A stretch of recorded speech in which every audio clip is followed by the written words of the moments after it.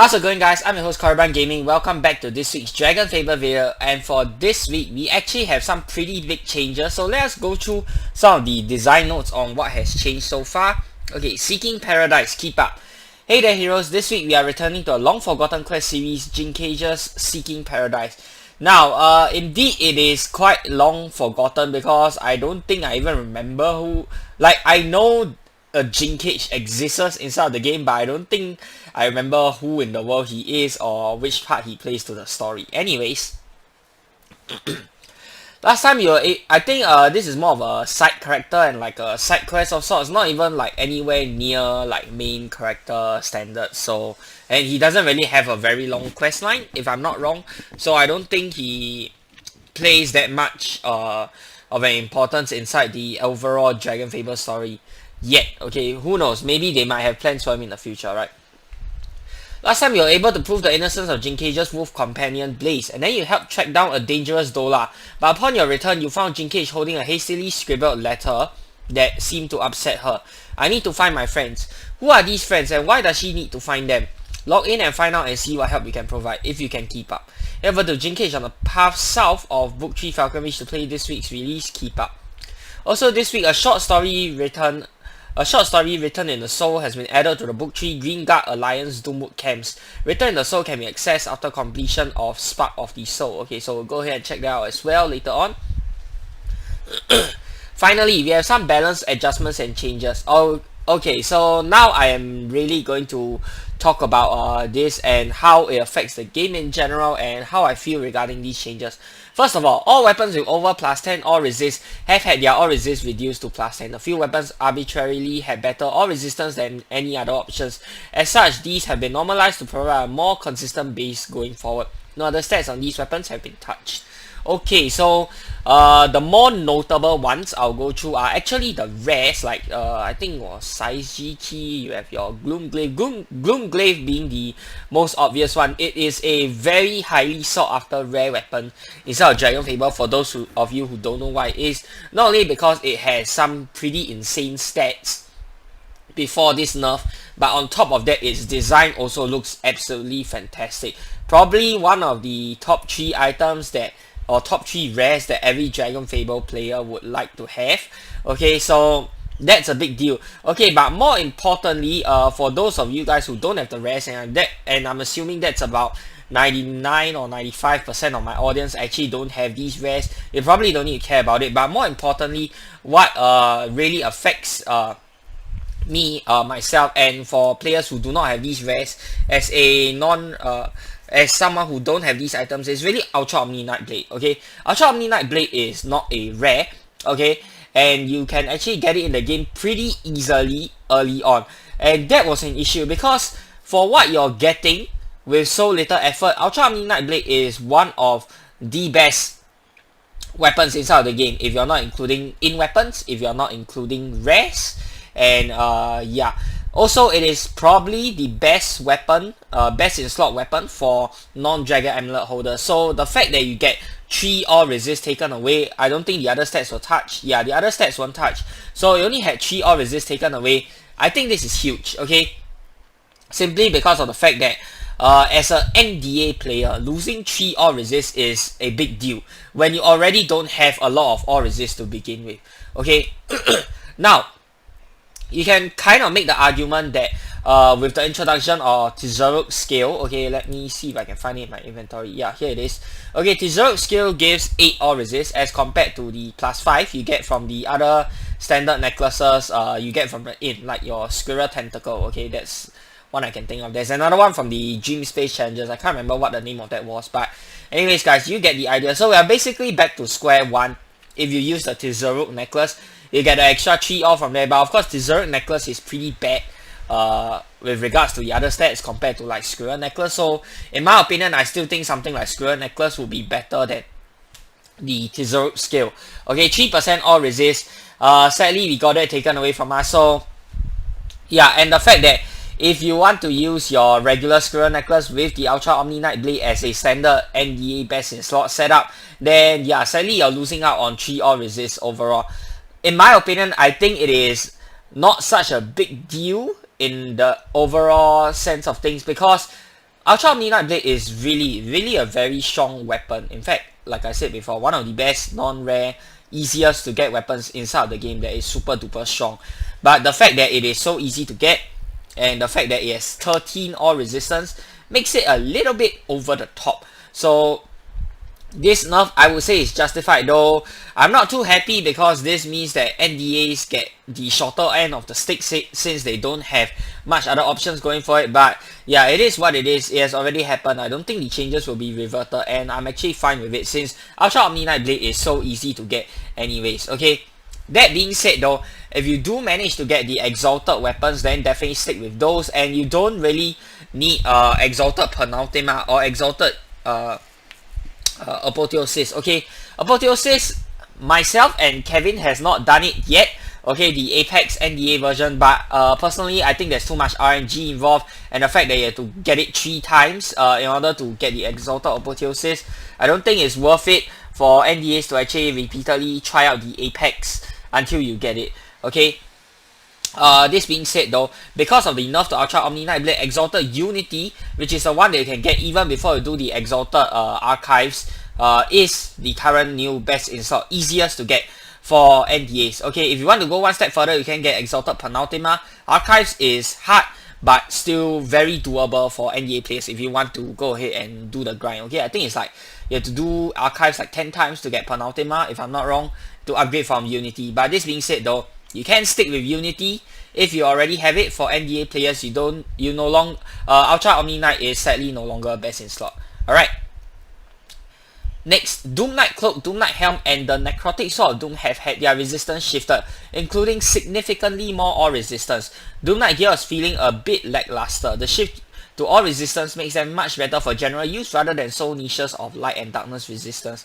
Note that this plus all does not come with corresponding minus health resist. Okay, so I can't exactly remember what the stats are on the old Doom Knight items, but let's check it out. So we still keep all of these small little resistors here, but instead of the light and dark instead of giving us a whole bunch of light and dark, it gives us plus 10 all instead now. In my opinion, I feel this is a good change. Okay, Doom Knight weapons should be strong. Okay, Doom Knight gear should be strong, and the fact that Doom Knight gear is sort of heavily overshadowed by all of the in gear nowadays don't make it such a, how do I call it, convincing option to buy the Doom Knight package until you unlock the 2-year package. Of course, if you have the patience, I highly recommend everyone to wait 2 years before getting the package instead of getting them every single 6 months, simply because it's cheaper and you get more dragon coins out of the entire 2-year package as opposed to getting it 6 month by 6 month. Okay, so I highly recommend you guys to wait 2 years if you can. And yeah, I quite like this change. Okay, now that is for the weapon. Okay, cloak, let's check out the cape here. Light 10, darkness 10, all plus 7.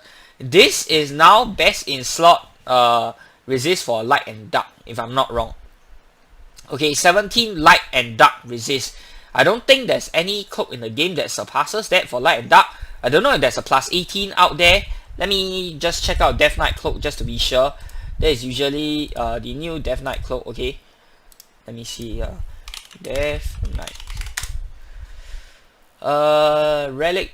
Is it the Relic version or is it the Tarnished version? I think it's the Tarnished version, right? Okay, let me bring over the Relic version as well. I forgot which one was which.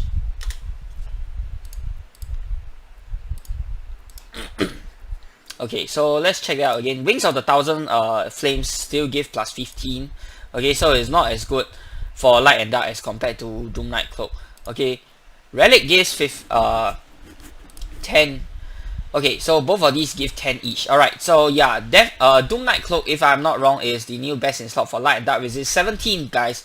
17 is a whole lot. This being said though, you don't really need that much all resist you don't really need so much light and dark resist from Doom Knight Cloak, considering that you can actually, you know, just use the Death Knight class and that will just trivialize all of the bosses that do light and darkness damage. So yeah, I guess you don't really, that's not really needed, but you know, it's a good to have.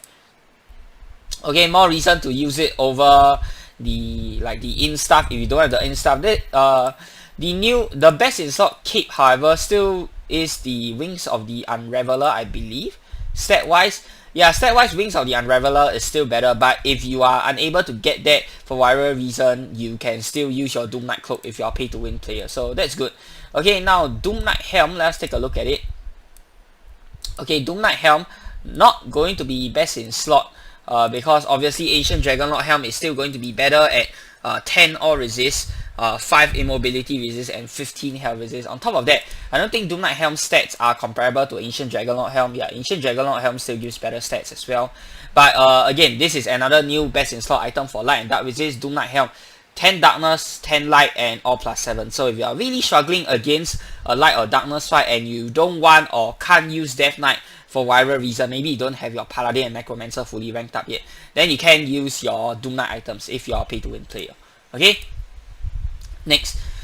If an enemy has less than 100 base defenses or avoidance calculated individually, these stats will now scale with player level. The exact formula is base times level over 90. Levels under 90 will have less defense to deal with, while those over 90 will have more. We don't really face a lot of mobs over 90, but when you reach level 90, I guess you sort of already have all the gear needed to deal with them, so that's not exactly a big deal for high level players or players who have already reached the max level. This change also removes a bit of extra scaling avoidance that was previously added on. This adjustment only affects base stats and not the defenses applied by enemy skills or debuffs. This also does not affect Titan battles or unskilled fights. Okay, so this is a great change for casual players and players who have not yet reached the max level. Okay, I hope to see this change being of a big deal in some of my Let's Play DragonFable series. I haven't really encountered any bosses that were hard to hit through so far, but then again, the series is very early on, so we haven't really encountered any tough fights yet. But yeah, this is great for returning players and for new players as well to the game who are struggling. Okay, so great news for casual players. But this being said though, I do not think that the blocking is actually that big of a problem at lower levels. My opinion, at least from my experience with the Let's Play DragonFable series, is really the amount of HP that lower level mobs get. Okay, the new scaling system, man, they are freaking... almost every single fight is like a damage sponge. Okay, well, I do not agree that they should be one-shottable, but I do feel that some of them, they are hitting pretty hard, number one, and they do have quite a lot of HP at the lower levels, in my opinion. Okay, I do not know if Verli will change up the scaling again, but hopefully that's something that they can look into. Daily experience cap has been increased across all levels to 8 million. Wonderful news. Okay, so if you would like to rush that new character of yours straight up to level 90, you know, skip through the main story, but then again, I don't know what you're doing, because DragonFable, you really should take your time and enjoy the story. You can do so. Okay, 8 million EXP. I'm not sure how many levels is that from level 1, but that is quite a large number. Okay, I think I've only hit the XP cap in my like over 10 plus years of playing DragonFable, like once or twice in my... yeah, only once or twice. I don't really have the time to sit down there and grind Volta Bolt for like 4 hours or 3 hours or something like that to hit the cap. Nonetheless, I guess this is a good change for people who want to level up more, who want to play more in one sitting. Then I guess you can do so. Dr. Wen in the Book 1 quest, Wen has been adjusted. Now has a set skill rotation. Now has tells before his burst attack and cooldown reducing attack. The cooldown reducing attack can now be avoided. Damage has been adjusted slightly, removes his arbitrarily insane bonus stat. This is great news for casual players, because Dr. Wen is one of the toughest story bosses that you'll ever face inside of the entire game. He deals high damage, has high blocking, and has super high bonus. So I guess this is good news, though I haven't really seen people complain about Dr. Wen recently, simply because it's such an old boss, right? I mean, it came out in Book 1. But I guess this is good news for new players and for players who are looking to try the game again. Alright, next one. Star Driver A014S in the Book 3 quest Sun 4 Part 2 has been adjusted. His shield is now reduced by attacks of any element. When his shield is regained, however, it requires 7 hits, like the first shield, up from 4. Okay, this is good news, because if you are using a class with a lot of hits, then this is great. Again, it is no longer so restrictive on classes, and I just want to bring up this point that I feel quite strongly about. Okay, for the main story, I feel like the bosses should and can have more interesting mechanics. But that being said, I would like for these mechanics to be implemented in such a way whereby you can gear swap to work around and strategize around the boss's mechanics, as opposed to swapping your class out entirely. Because gear swapping you can do in the middle of combat, okay? Gear swapping is not that big of a change compared to like class swapping. If you're playing the main story, I can understand that this is a role-playing game, right? People like to role-play as the class they like to main. Okay, for myself, I don't really main any class, but I know a lot of people, they actually like to main as one particular class simply because they really like that class and they want to role-play as that class inside of a role-playing game. So I would like if future mechanics that are implemented to story bosses to only be restrictive on the gear they need to use to beat them rather than the class. So people can still use the class that they like to do the boss without having too much difficulty. Okay, if you're talking about in challenges, then that's a whole different argument altogether. But for story bosses, I feel like let the players work around the boss through the use of gear and not through the use of different classes. Okay, King Thorin and Prince Lupin have had their reactive armor adjusted. While previously removed, it has returned in a new form. Okay, so somewhere this week, the 600 MPM from the Princess and the King, okay, were removed after getting hit by 2 hits. So it's essentially a Dr. Wen shield, but it was removed. Okay, now they're adding it back again, but with a twist. Reactive armor will now apply plus 50 all resist for the rest of the turn after 2 hits. This should allow some counterplay as well as prevent walling of certain classes depending on multiple hits. This is great news because I have seen comments on some of my videos saying that people were unable to beat the challenge using a specific class that has high hit counts, or classes that have high hit counts. This is great because it's no longer so restrictive on those classes and you can still do damage to them, but of course you'll be greatly reduced after the 2 hits. And this will still favor classes that have only 1 or 2 hits, but it is not such a stonewall, okay, for high hit count classes as compared to when it first came out, whereby you simply could not get past, you simply could not damage the monster after hitting more than 2 times. Okay, finally, as an update, we are still going through our tester application and I've narrowed down a few candidates. That's all for this week.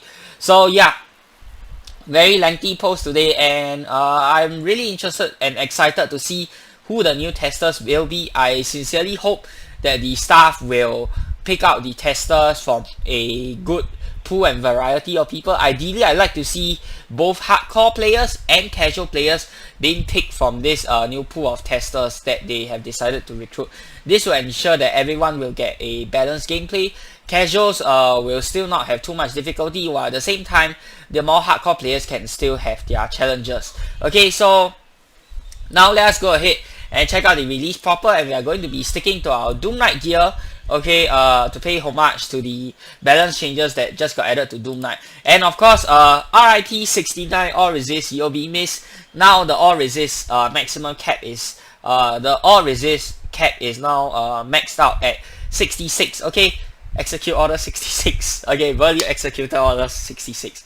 Very nice reference. Okay, right, so before I do that, let us go to Sword Haven to check out the short story first.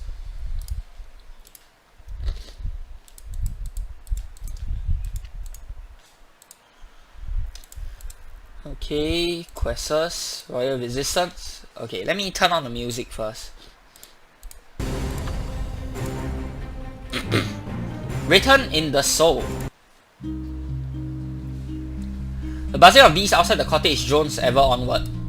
Inside, oblivious to the noise, or perhaps grown used to the sound, a boy, almost a man, kneels above his crying sister. The girl is young, just starting to learn the traditional beekeeping trade, and she sits, clutching her face, light blonde hair tumbling around her falling tears. The boy whispers hurriedly, eyes darting to the curtain-covered windows.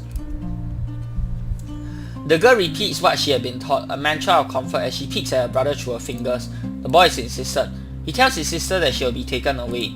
Their family will never see her again. The girl sobs loudly as she reaches out for her brother. How could this happen? Why her? Why magic? A pair of masked and robed people, magisters with their tall, misshapen hoods, approach the cottage as an out-of-season rain falls, threatening to soak the beehives. A sharp knock and the door opens. The father, a tall bearded man, tries to speak, but is cut off with a wave from one of the magisters. A hushed conversation. The mother sits at the table holding her head. The father tries to speak more forcefully as their children stand, watch and listen. The father is given a large satchel. The Magisters, invited by the father, enter the house as the brother steps in front of his sister, arms outstretched, attempting to shield her from their sight. While the Magister sighs, beginning a practice speech and entreaty, the father and then, with some encouragement, the mother plead the boy as well. He is not convinced.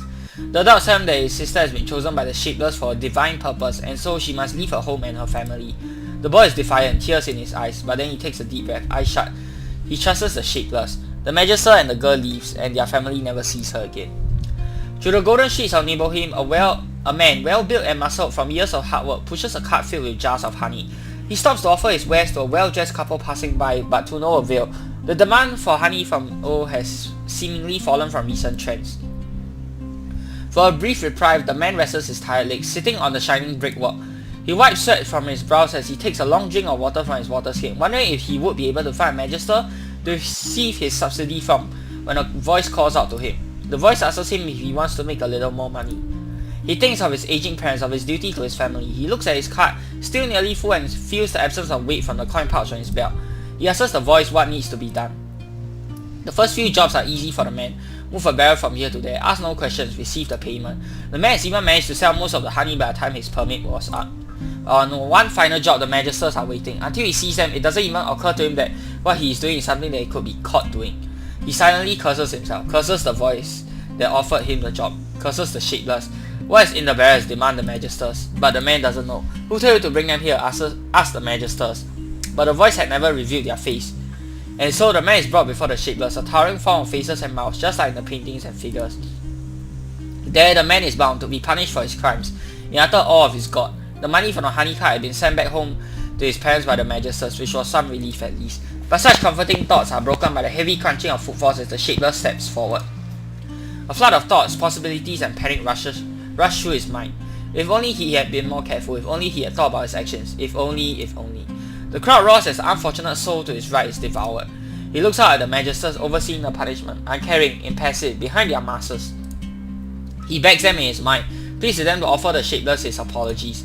He receives no response. He closes his eyes, praying to anyone. The jaw of the crowd reminds him of the beast back home. He opens his eyes, wishing and expecting, hoping to be safe on the farm. The Shapeless turns to him, while the Magisters turns away. And that is the end of the story, guys. I'm sorry, lost soul, but I remember your sacrifice. Was that the soul that was sitting on Janya's table? It looks like it could be. Wow, interesting story indeed. So they sort of become like souls like that after they get devoured by the Shapeless, I guess. Very interesting. Okay. So now for Jig Cage. Okay, we need to head south of Falcon Reach. Let me check here again. Okay, I'm not exactly sure where this is, but we are going to try and find it, okay? I think it's somewhere out of the city, so let's try and head there. Nope, this is a dead end. I haven't really explored outside of Falcon Reach in a little while, apart from using the travel map, so let's see here. That away is not open right now. Wait a minute, what? It's book 3, right? Huh, okay, south of Falcon Reach. I'm sorry I am taking this long to find out where to go, guys. Is there a teleport button here? No, there is no teleport button. Teleports you to Falcon Reach, okay. South of Falcon Reach, let us see if we can find it anywhere. Is he here? No, he's not here. Try and be careful not to move my entire window while I'm doing this. Let's head downwards again. Maybe he's here. Oh yeah, I think this is the pathway. Yep, there he is. Ah, the frozen one. I hope to meet you eventually. I could use your help. Okay, so the letter. Have I done the letter? I haven't done the letter yet. Okay. Thank you so much for your help. Unfortunately, there's no time for celebration. I need to find my friend. Jin Cage, HP is under attack. Terrell and I need your help, please. Okay, so that's a letter. Keep up. This is Terrell. I heard that name before. What is HP again? It can't be health, right? Carol and I. Oh, is it the guy inside of the what do you call it? The other inn. The one with the very nice music going on. The one where you get the poison amulet from. Yeah, I think it's somewhere around that area. I can't remember what the name of that inn is all of a sudden. I have to go. Wait, oh, hold on. Okay, let us hide the helmet so you can see the facial expressions. Wait, you said you had to help your friends. Maybe I can help if you can keep up. Hey, wait. She could have at least said where she was going. Okay. Corrupt. Oops, we forgot to equip our dragon.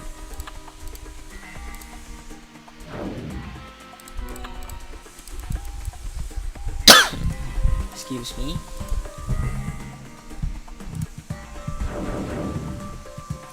Now, for momentarily, I cannot remember what the name of the inn was.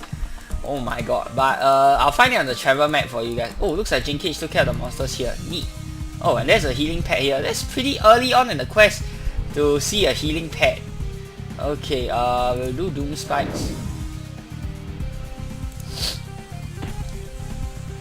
But I guess this could be a long quest, that's why we have a healing pad. I don't know, man. Let's see. No monsters here as well. Thanks, Jing. Oh, okay, you can head here. I believe this is the right path. Jin Cage was here too already. No fair, not fair. I wanted some action. Shakespeare, okay. See, oh yes, 200 dark resist. Okay, let's use the new Ultra Omni Knight Blade.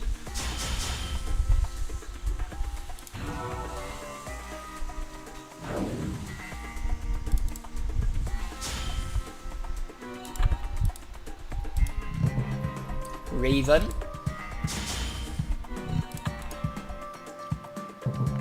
And we have Deadwood.